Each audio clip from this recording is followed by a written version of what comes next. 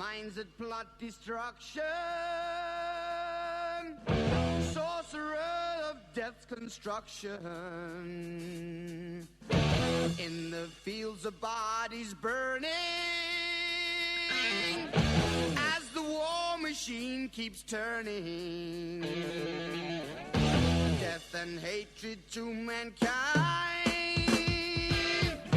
poisoning their brainwashed mind. Welcome to the Anarchist World This week, broadcast across Australia on the National Community Radio Satellite. Listen to the Anarchist World This week, Australia's sacred cow slaughterhouse. Listen to analysis of local, national, international events. Listen to analysis you'll never hear anywhere else.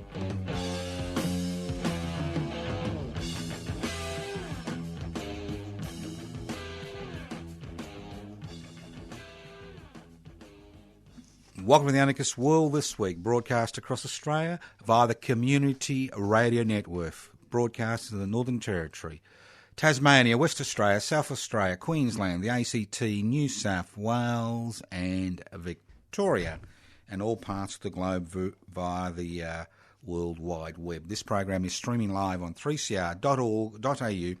The program is podcast. You can access the podcast by going to 3cr.org.au. My name is Joseph Toscano. I'm hosting today's program. This is the 40th year of the Anarchist World This week. In July this year, we'll be celebrating our 40th anniversary of radio broadcasting, so we may organise something spectacular, like a lunch. You like that? All right. If you wonder what anarchy is all about, an anarchist is somebody who believes in creating a society without rulers. Very simple. Simple concept. It means without rulers. Now, obviously, as you and I are born with original sin and we can't be trusted to rule ourselves and rule collectively, as a society, we need strong rulers to tell us what to do, to stop us raping and killing each other. What a load of crap. So it's a society without rulers, not rules. What gives a ruler power? Simple. Hierarchy and wealth. The more hierarchical a society, the less democratic a society, the greater the possibility that one or two individuals will be able to impose their insane ideas on the rest of the community. It's about power and wealth. So the anarchist struggle to create a society without rulers is a struggle to devolve power and to share wealth. Simple concepts. And as I keep saying, the 21st century is the anarchist century, not because it's an era of chaos, but because we need the collective wisdom of all of us working together in order to solve the problems that 7 billion people living on a planet with finite resources, dominated by an economic system based on the creation of ever-increasing profits, irrespective of the human, social and environmental consequences, need to organise around. Well, let's begin. War. 3-letter word, not a 4-letter word, war. The Turnbull-led coalition government has declared war on the 8 million Australians, 1 in 3 people living on this continent, who rely on old age pensions, single parents' benefits, disability support pensions, youth allowances, parenting allowances and New Start allowances to survive. Over 1 in 3 Australians are completely dependent on a social security system.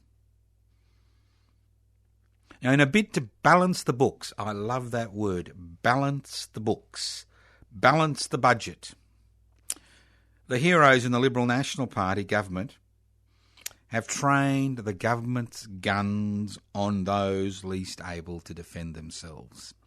That's what I love about these heroes. These arrogant, hypocritical know-it-alls. The federal government had a choice. It did have a choice. Everybody has choices. If it wished to balance the budget, it had a choice.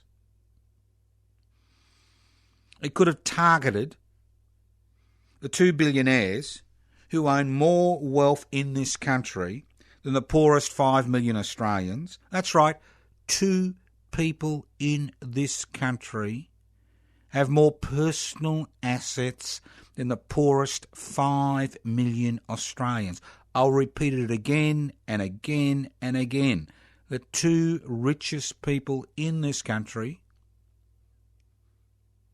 have more wealth at their disposal than the poorest 5 million. The poorest 15%. Or it could have targeted the 250,000 Australians who own more wealth than the poorest 17.5 million Australians. That's 70%. 250,000 people on this continent and the islands surrounding this continent have more personal wealth than 70% of the people in this country. Or it could have targeted transnational corporations that currently pay voluntary taxation. But it said, no, it's all too hard. We don't want to upset our mates, do we? We don't want them. We don't want to upset them by asking them to pay a little bit more tax, do we? Or we don't want to introduce death duties for multi-millionaires. Or we don't want to stop giving a tax refund to people owning more than one home. Or allowing stock market investors to claim their losses as a tax deduction. No way. No way will we allow that to occur, said the federal government. We need a soft target. We need people who have difficulty looking after themselves because of the limited economic assets they have. We need to target people who live a hand-to-mouth existence, where every penny, every cent is used to look after their day-to-day needs. And how have they done that? It's not just about robo-debt. It's not just about the robo-debt. But over the last 3 years, the Abbott-Turnbull government has tightened the criteria to receive benefits to such an extent people applying for benefits, social security benefits, are routinely refused those benefits. And it has introduced so much red tape for people applying for social security benefits. A 16-year-old participant at last year's Victorian Police Commissioners Forum on Juvenile Crime stated publicly at the microphone that it was easier being a teenage criminal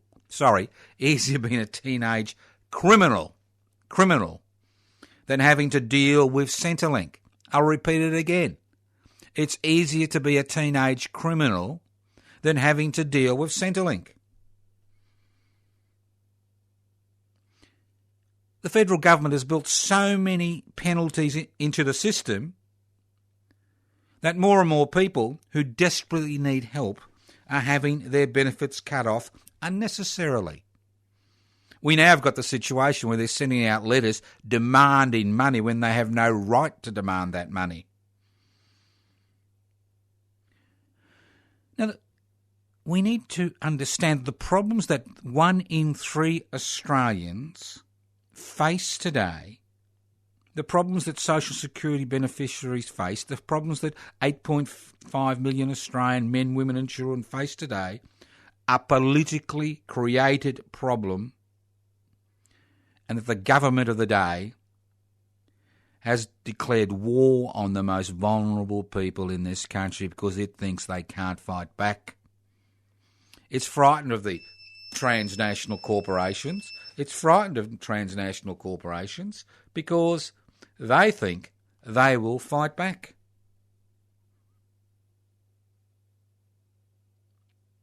It's frightened of their little billionaire mates because they think they will fight back. I mean, one of the most searing images, which I'll carry to my grave, that's if I'm not cremated, is seeing Madam Hancock, Gina Reinhardt Hancock, protest at the introduction of a super profits mining tax a few years ago.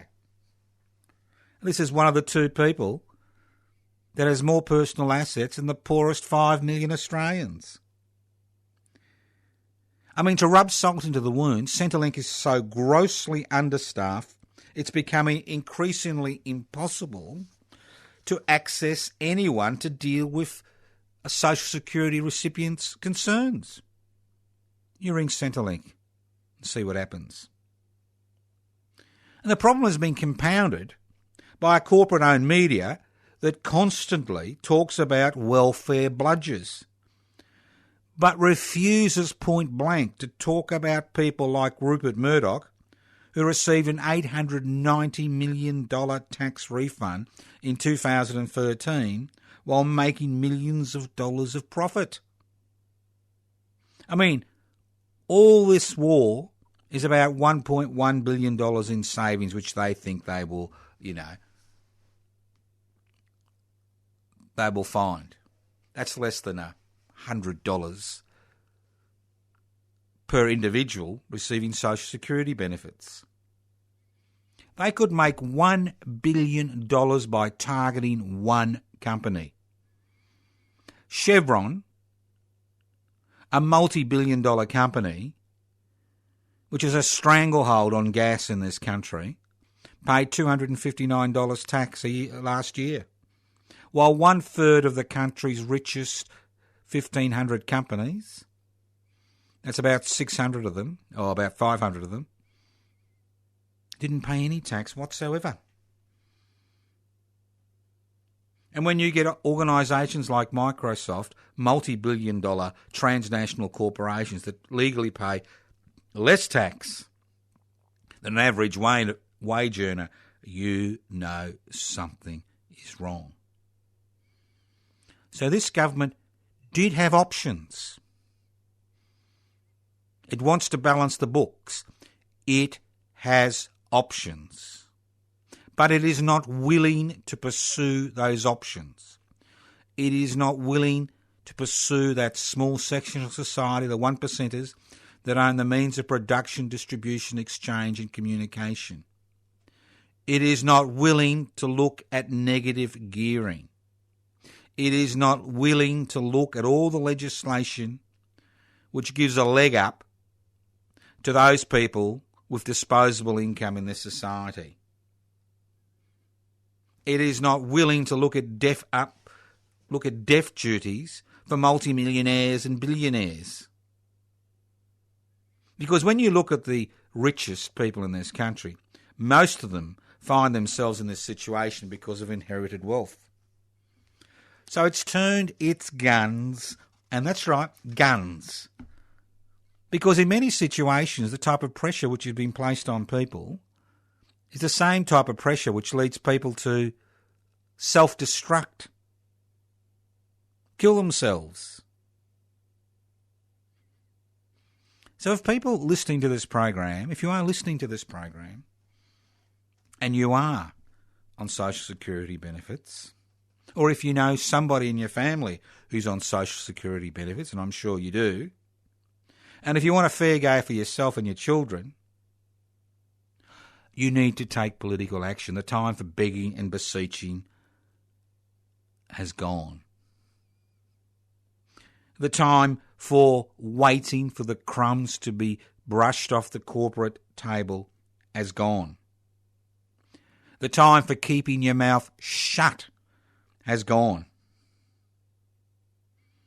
If you want change to benefit you, you need to open your mouth. You need to become socially and politically active. If you're sick and tired of being treated as human garbage, if you want a future for your children, I suggest very strongly that you look at taking political action. I suggest strongly that you consider joining public interest before corporate interests. A political and social organisation which has been formed, an inclusive organisation which has been formed to take up the fight, not just to the government of the day, but to that small section of society that owns the means of production, distribution, exchange and communication. So if you want to join public interest before corporate interest, go to their website, pipsy.net, download the application form. Give us a call, 0439 395 489, because things will not get better in 2017. Over the last decade, I should say, we have seen a successful campaign which has criminalised trade unionists in this country, which has reduced the trade union movement to a shadow of its former self. And now that the trade union movement has been contained and people equate criminality with trade union membership, the next group on the chopping block are all those Australians who rely on social security benefits to survive. And that is what you're seeing today. The criminalisation of people who receive social security benefits, whether it's old age pensions, whether it's disability support pensions, whether it's parenting allowances, single parents benefits, New Start allowances, and the list goes on and on. It's about the community thinking that people who require social security benefits to survive somehow are not pulling their weight, somehow are criminals. So if you stood back and waited and did nothing while the successive governments and the corporate-owned media have been criminalising trade unionists, now is the time to step up, because you are now in that gun. You're listening to the Anarchist World This Week, broadcast across Australia on the Community Radio Network. My name's Joseph Toscaro. I'm hosting today's program. And 2017, you'd think things would be a little bit different, but they're not. It's the same story. The same story. We see people who talk about the age of entitlement fill themselves up with entitlement, go to the political vomitorium and vomit up and entitle themselves again. Look at the behaviour of many of the Liberal Party and National Party politicians. Look at the way they use public money. Look at how they kowtow, not beg and beseech or genuflex, but kowtow. And if you don't know what kowtowing is, it's about lying flat on the ground before your lord and master, how they kowtow to that small section of society that owns the means of production, distribution, exchange and communication. How can anybody allow a system which allows two people, that's right, 1, 2. Hold up your fingers. 1, 2. 2 people to acquire more wealth than 5 million Australians. 5 million. It would take you days to count 5 million. Try it. Who would allow this state of affairs to continue? This should be front page headlines every day. And where do the figures come from? Not from the government, not from the corporate-owned media, not from the government guild at ABC. They came from a private charity, Oxfam. Think about it. Think about it. That is what they describe as an egalitarian community. And it gets better, folks. You know, like those ads you used to see when they'd throw in the steak knives and the 2 nights holiday down at on the mudflats. It gets better. Because the great thing about living in Australia, the land of Oz, is that we are now programmed to devour each other. What's the big story? two kids on a bloody billboard with headscarves on, waving Australia flags for Invasion Day, commonly known as Australia Day, you know, the billboard being taken down because a few racists were unhappy with the fact that Muslim kids celebrate Australia Day. Extraordinary. Where are the cops when you need them? If they've been threatened, why wasn't there a police investigation? They tell us when we're faced with a terrorist threat to go on with your business as usual, stare down the terrorists. Why didn't we stare down the terrorists? Because these people are terrorists. And there we are, fighting amongst ourselves regarding the language somebody speaks, the type of headdress you wear, the religious belief you follow. These are the big issues. If you listen to Divided Nation and sections of the Liberal National Party, these are the big issues of the day.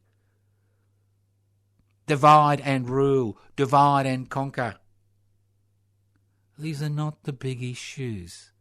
The big issue is very simple, that power and wealth continues to be concentrated in fewer and fewer hands. The big issue is that the parliamentary process has been usurped by that small section of society that owns the means of production, distribution, exchange and communication.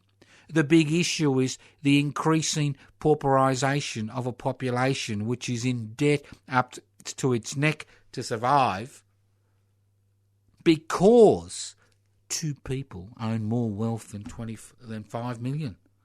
Think about it. These are the big issues. But do we discuss the big issues? No. They're raised occasionally, but they're not discussed. They're not legislated on.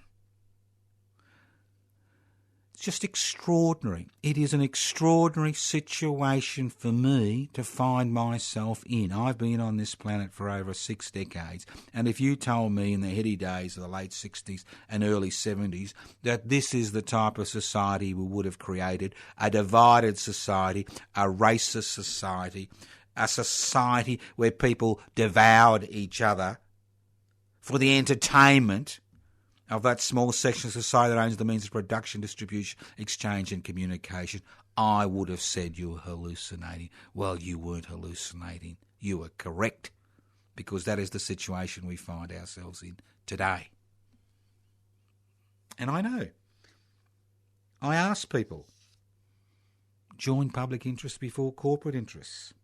People shrug their shoulders and say, it's all too hard, Joe.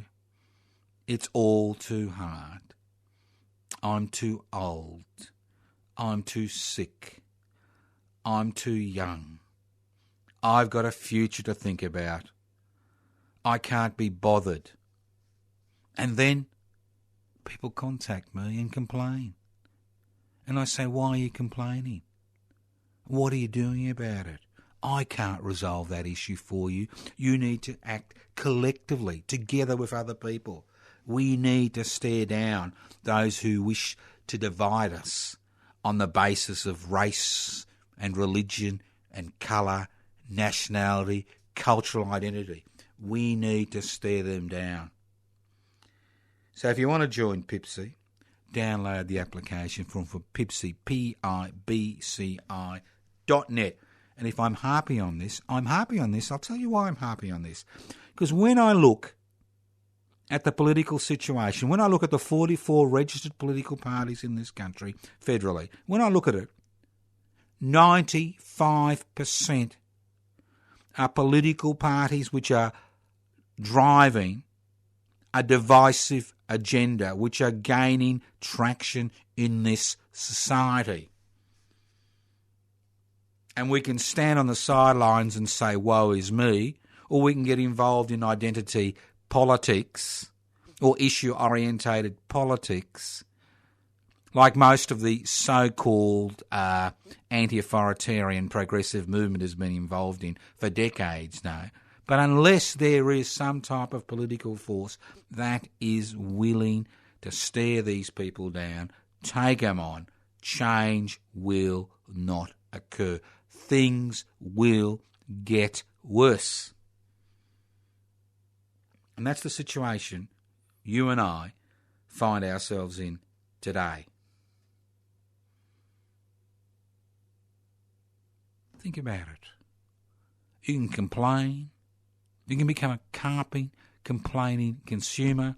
You can join the gunner tribe. I'm going to do this or going to do that. You can join the somebody should do something about that tribe. Or you can come out of your shelf and join public interest before corporate interest. You listen to the Anarchist World This Week, broadcast across Australia on the Community Radio Network. This program is streaming live on 3cr.org.au, 3cr.org.au. And if you think I'm being a little bit harsh, well, maybe I am being a little bit harsh. Because desperate times require desperate measures. And every day, things seem to be a little bit more desperate. Now, I've got an announcement to make. You won't believe this. There is a new axis of evil emerging. A new axis of evil. Remember the old axis of evil? North Korea, Iran, I've even forgotten who the third group was. Forgotten. That's how evil they were. I've even forgotten. But there's a new axis of evil. And see if you can guess.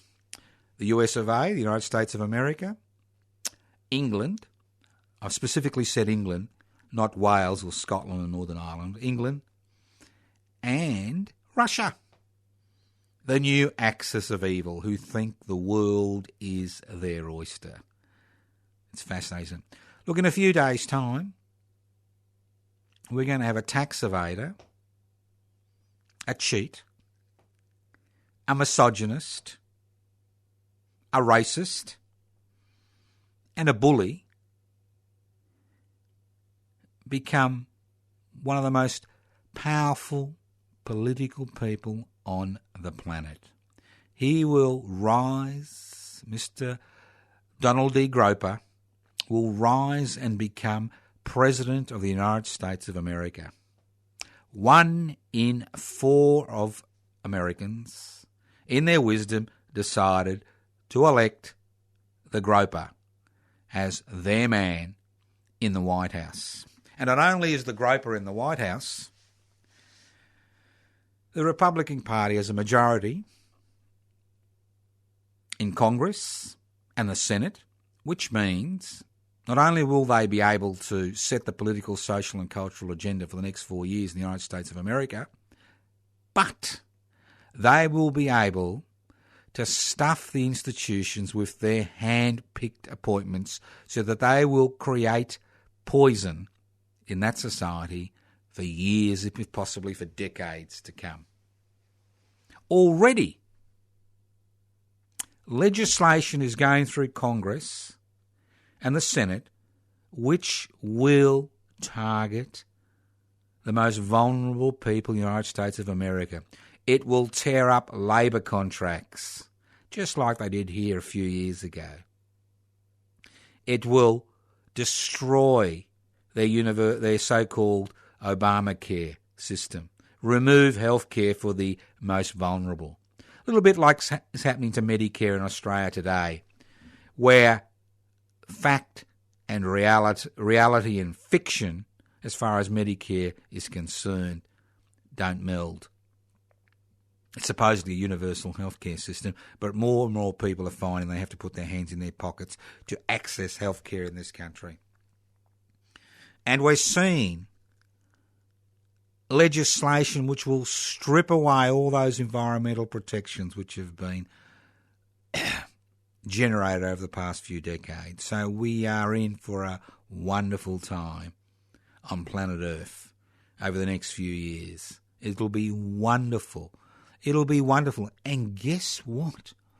Did you know that the United States of America, unlike the land of Oz, they have death duties for rich people? And guess what the first thing President Donald D. Groper will do when he walks into the Oval Office? He will abolish death duties for multimillionaires and billionaires in the United States of America.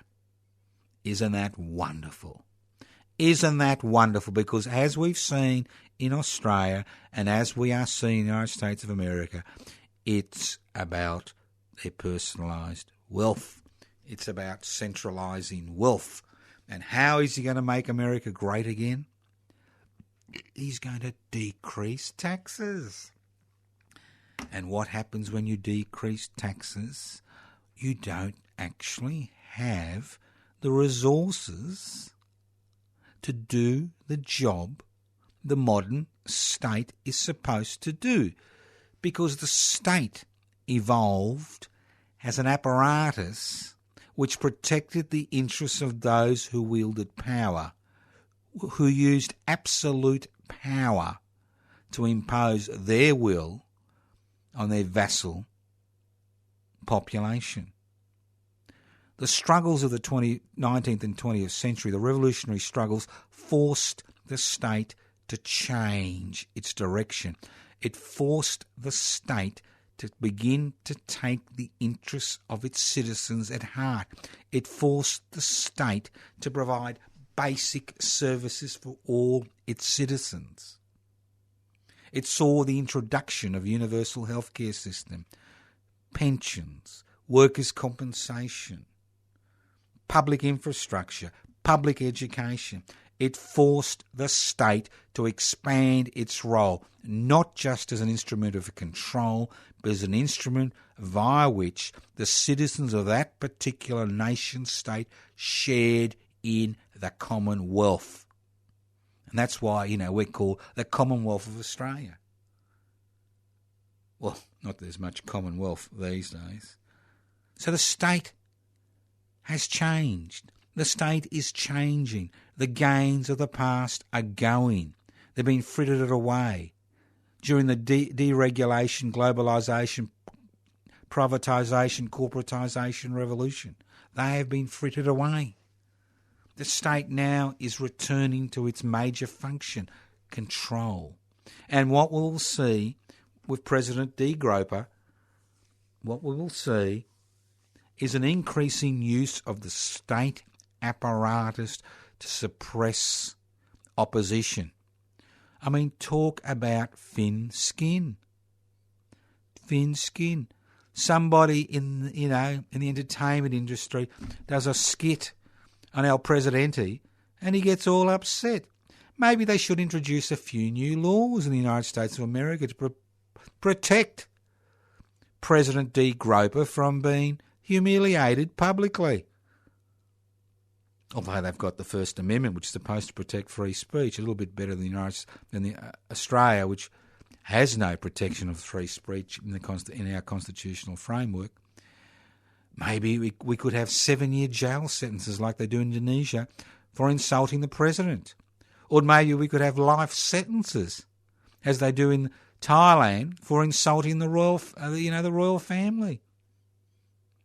There's a whole department in the Thai public service that scours the internet looking for people who insult the Thai royal family and then attempts to block that internet site. Extraordinary. But we'll see what happens. We will see what happens. And those Americans who think that Donald D. Groper, the strong leader, is their saviour, think again. Why is Mr. Putin so in love with Mr. Trump and vice versa? They are oligarchs. And that is what the new axis of evil will be. It's about oligarchs coming together, using the state apparatus to maintain their power, expand their wealth. It's no accident that President D. Groper is so keen to have his family in so many positions of authority, because a classical dictator or an oligarch loves to have the people around him who he can control and trust. And that's why family is so important. Whether it's North Korea or the United States of America or Russia, the Russian Federation, it's the same story. It's about the oligarch or the dictator having people they can trust pulling the levers of power.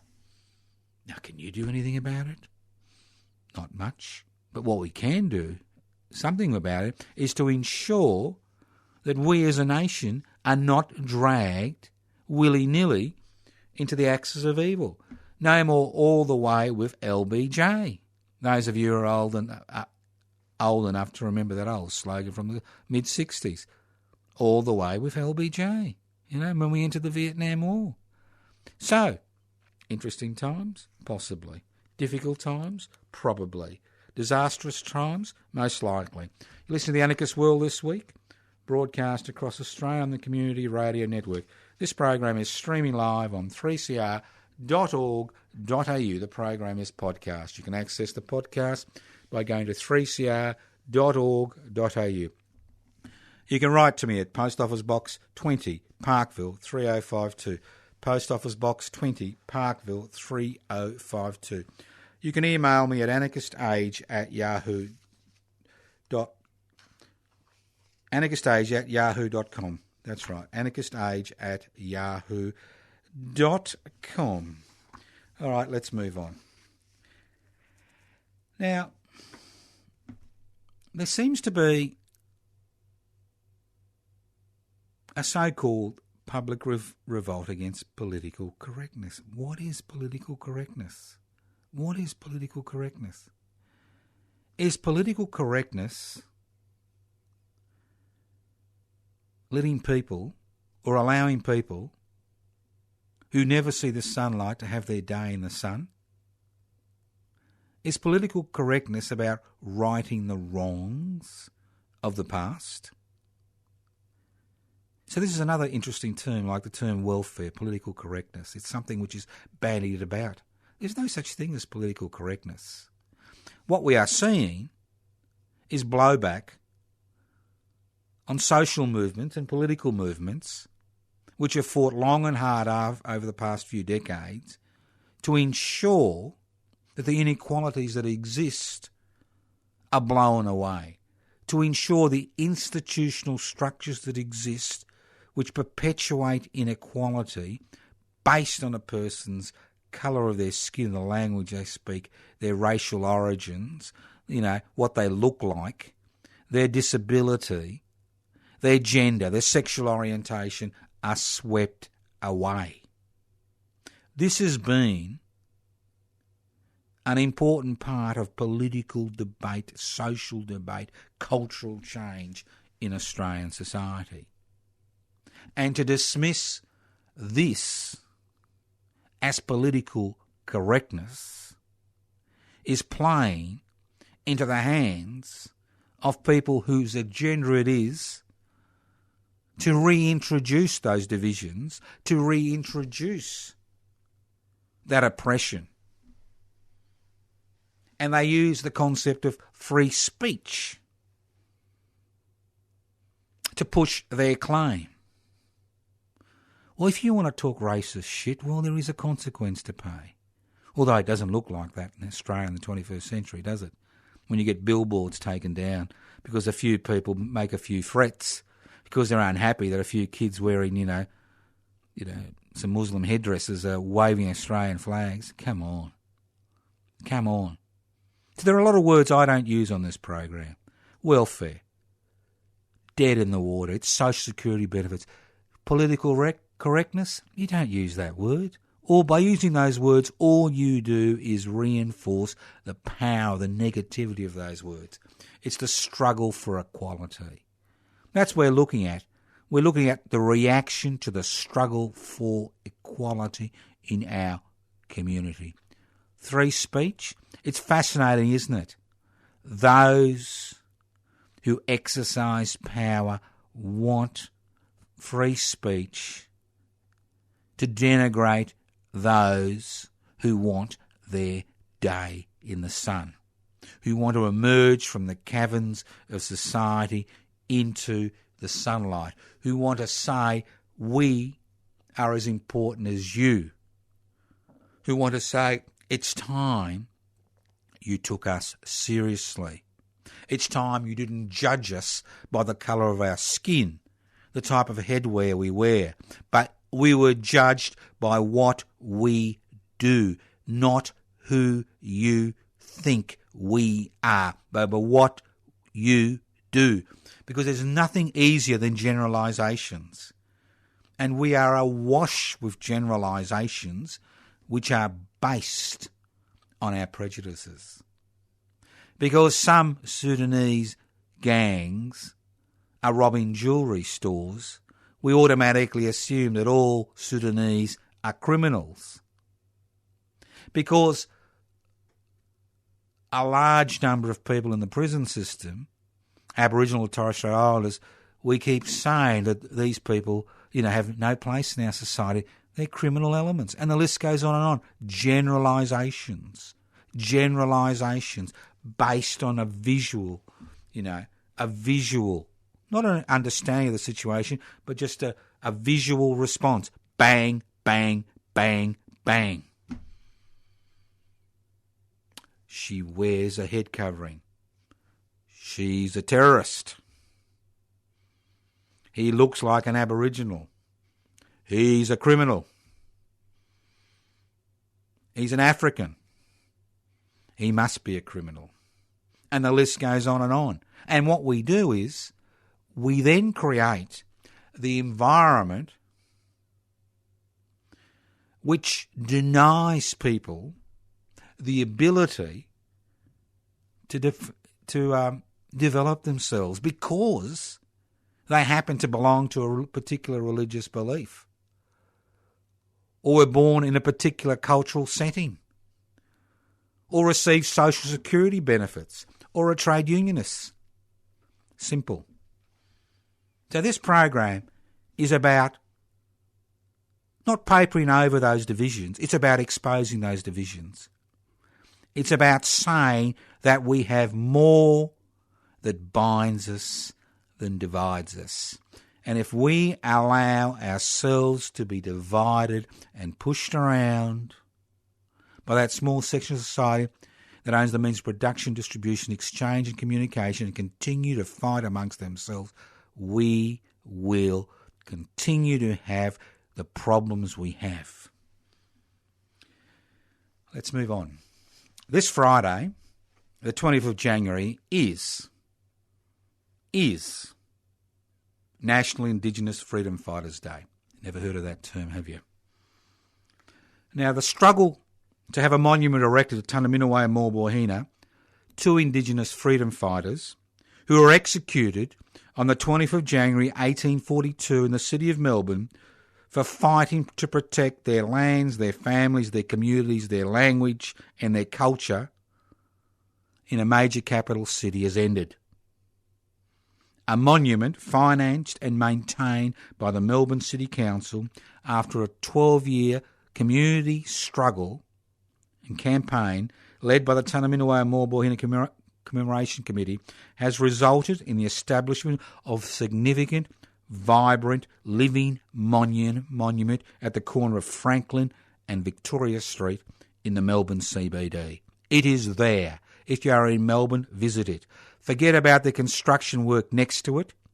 That will be there for a number of years as they build a new underground railway station next to it. If you want to know where it is, it's opposite the old Melbourne Jail. It's next to at the corner of Victoria and Franklin Street. It is next to the 8-hour monument. It's down the road from Trades Hall. Easy place to find. Beautiful garden setting. Restful place. A 21st century monument. Not the usual bronze pigeon dropping, monument. A monument to the frontier wars. We are grateful. The Tunaminaway and Morborhina Commemoration Committee are grateful that the struggle to erect the monument has come to an end. We are grateful of the public recognition that the Tunaminaway and Morborhina execution now has, not just in the city of Melbourne, but the rest of Australia, because on the same time and at the same same time we are having the Tanaminiwa Morbohina Memorial on National Indigenous Freedom Fighters Day in Melbourne on the 20th of January at midday. 2 hours later, at Circular Head in Western Tasmania, permanent markers will be established by the citizens of Smithston and northwestern Tasmania to honour and remember Tanaminiwa.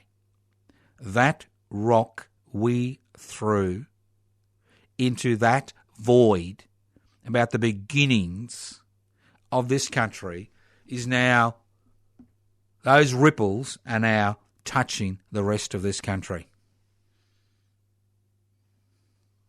But we understand that although this phase of that struggle has come to an end, we understand this is only the beginning of the struggle to kickstart the stalled reconciliation process between Indigenous and non-Indigenous Australians in this country. Because the Tanaminiwa Morbohina Commemoration Committee had four aims. And 3 of those aims have been completed, and that was the establishment of a significant monument to Tanaminiwa Morbohina, to acknowledge the injustice of the day, to bring to attention the story, the brutality of the colonisation process, and last but not least, the most important of all, to kickstart the stalled reconciliation process which exists between Indigenous and non-Indigenous Australians in this country.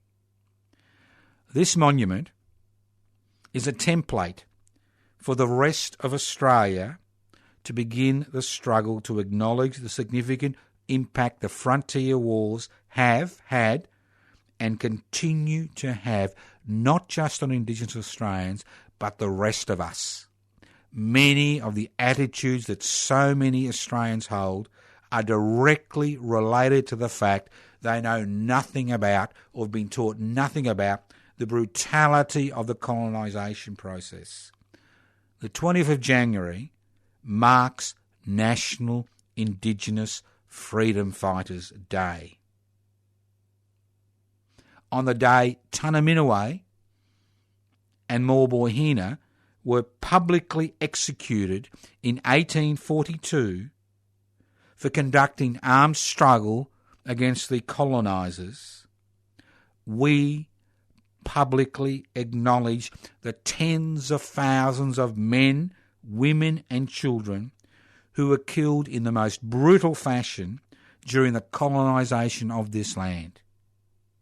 That's what the 20th of January will become in the future, National Indigenous Freedom Fighters Day. Today, on the 20th of January, we remember those who paid the ultimate price resisting the colonisation of this land.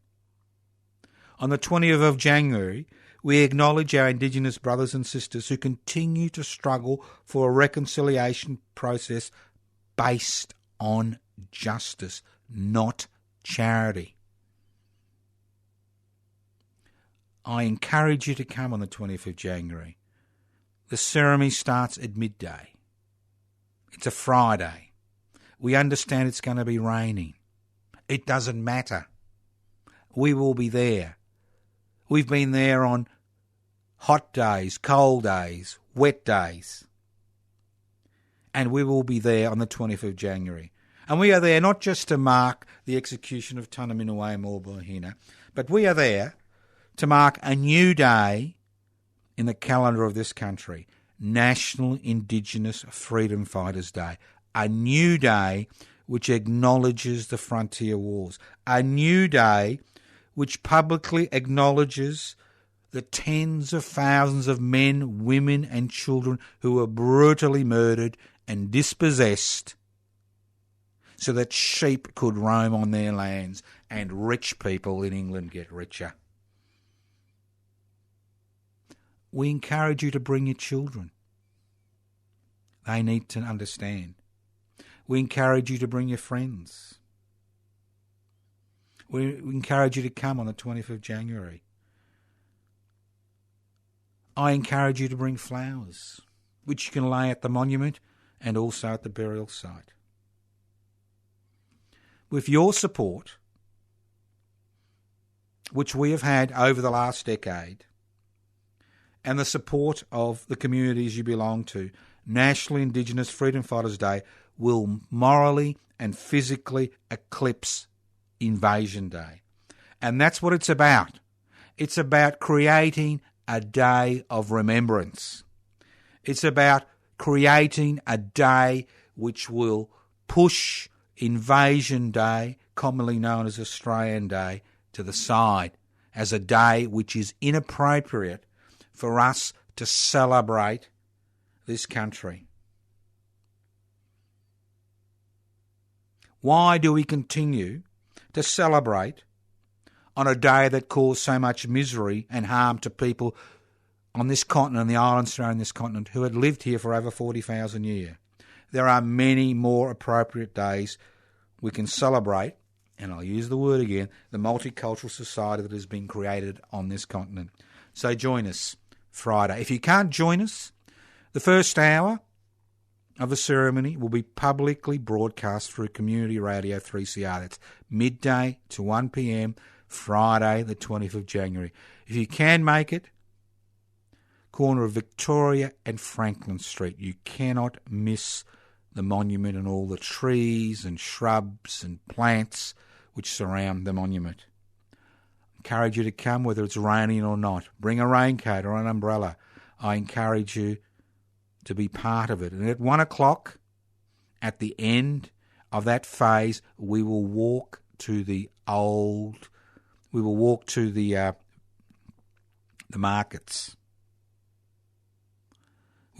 to the markets, to what we believe is the final resting place of Tunaminaway and Morborhina and Figara Akaputra, an Indigenous man from Port Fairy who was executed in 1842 for resisting colonisation.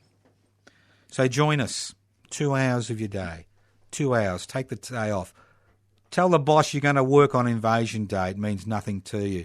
Tell them you take National Indigenous Freedom Fighters Day off, which is the 20th of January.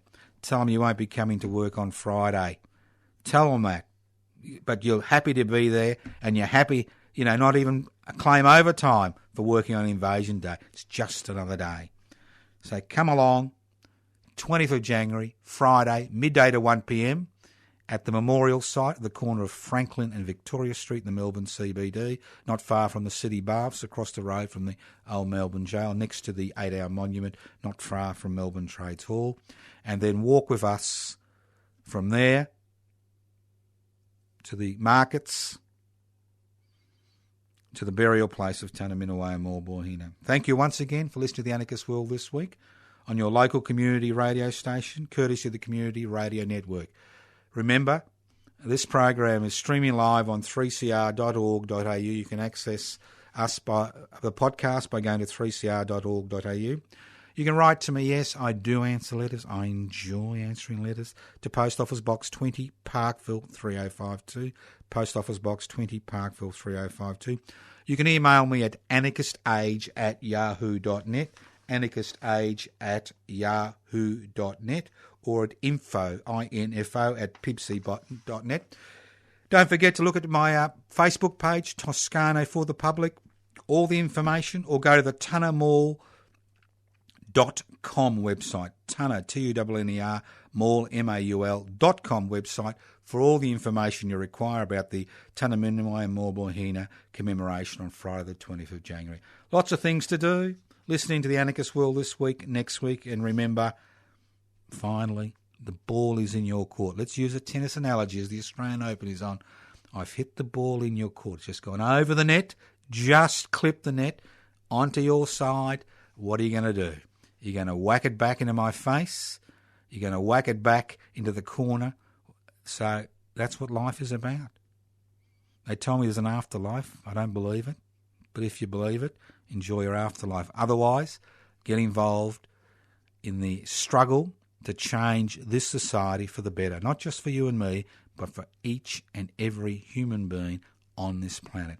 Thank you once again for listening to the Anarchist World this week on your local community radio station via as I said, via the Community Radio Network. Listen in next week to the Anarchist World This Week.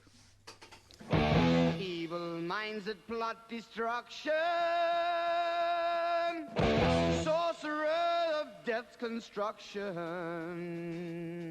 An analysis you'll never hear anywhere else. Anarchist World This Week, Australia's sacred cow slaughterhouse. 10 a.m. every Wednesday. Listen to the Anarchist World This Week for an up-to-date analysis of local, national and international events. Poisoning their brainwashed minds. Oh, Lord, yeah.